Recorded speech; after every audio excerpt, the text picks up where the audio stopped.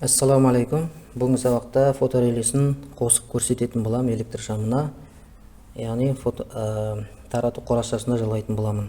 Ең әуелі электр схемасымен және не үшін керегін айтып өтейін.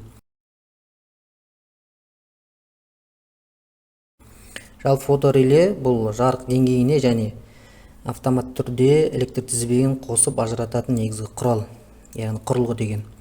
Яғни фотореле жарық деңгейіне байланысты ол жұмыс жасайды. Яғни мына фотореле қарайтын болсақ, бұл ішінде бізде фоторезистор бар екен. Бұл фоторезистор, яғни жарық деңгейі жарық көп болатын болса, өзінің кедергісін көбею нәтижесінде бана электр тізбегін ажыратып тастайды екен. Ал егерде жарық болмаған жағдайда, қараңғы болған жағдайда кедергісі азайып, бұл фоторезистордың, яғни электр тізбегін іске, яғни қосады екен. Яғни бұл фоторезистор радиотехника электроника элементі бұл саналады, және бұл фотореле ішінде реле бар. Сол релені басқарып қосып отырады. Фотореленің схемасы былай болады. Мынау бізде фотореле болатын болса, фотореле. Яғни бізде бірінші фоторелеге фаза беріледі, питание фаза. Одан кейін бізде 0 беріледі.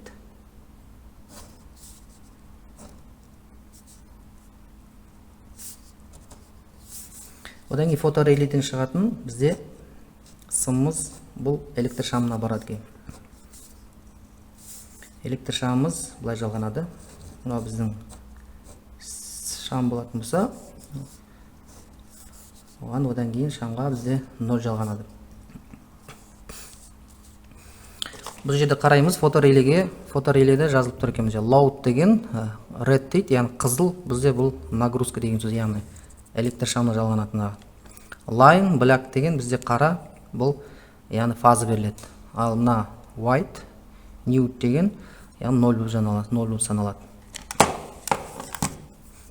Яғни мынау бізде қарасым, мынау бізде қара болады, қарасым, мынаған келетін. Одан кейін мынау бізде ақсым 0. Ал лампочкаға баратын бұл қызыл сым екен. Қызыл түсті болады. Фоторелен лампочка тарату қорапшасы ішінде жалғаймын. Яғни мынау келіп тұрған бізде фаза сымы.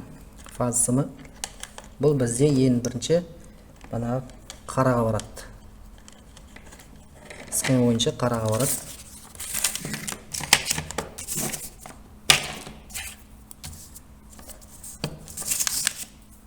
Яғни қараға барады.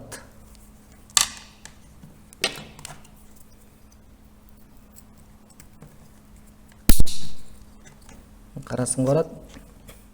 Одан кейін қызыл сым бізде лампочкаға барады. Яғни қызыл сым бізде лампочкамыз сымы бізде мынау.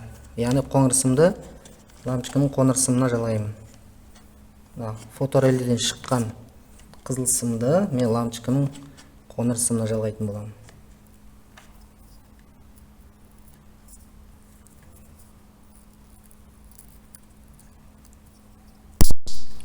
Жалғады. Мына жерде.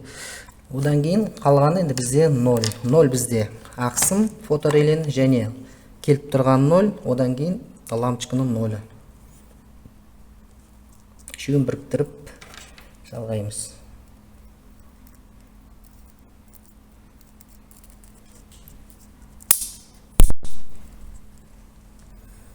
Жалғадық. Енді қосып бексет көрсек болады. Автоматты қосамын.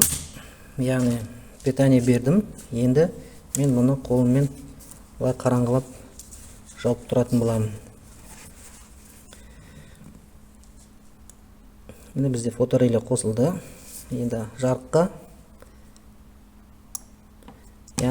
кедергісі көбею нәтижесінде электр тізбегін ажыратып тастайды екен. Сол себепті электр шамымыз біздің өшеді.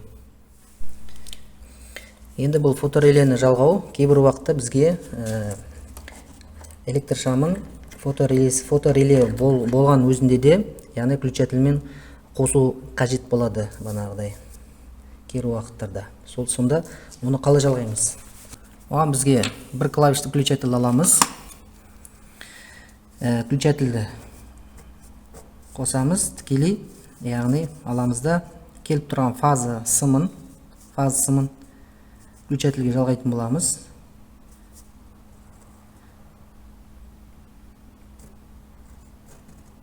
Жалғаймыз, включательға береміз. Одан кейін включательден шыққан сымды біз арқалып мына фото, яғни электр шамына баратын сымға жалғаймыз. Яғни фоторелейде қызыл сым, электр шамда қоңыр сымы жерде. Соны жалғайтын боламыз. Яғни фотореле істемеген өзінде де бізде электр шам, яғни включательмен де басқара алатын боламыз. Включательді аламыз. Включатель дайындап қойдым. Жалғап.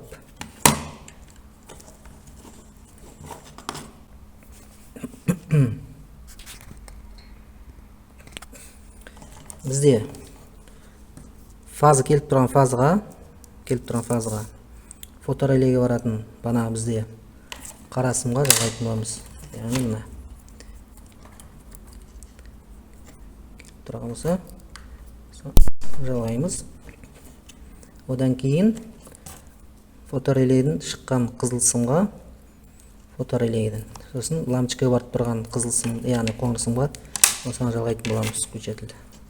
Включательден екінші жағын.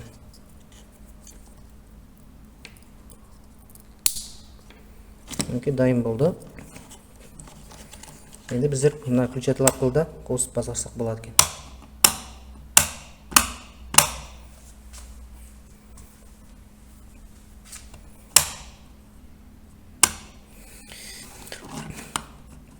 Міне осылай включательмен де басқару болады. Түнгі жағдайда фоторелеймен де басқару болады екен. Фоторелейнің артықшылығы бұл банағы электр энергиясын үнемдеу мақсатта жалғауға болады. Егер видео ұнап жатырса, өз пікірлерімізді жазып, лайк басып өтеміз. Сау болыңыздар.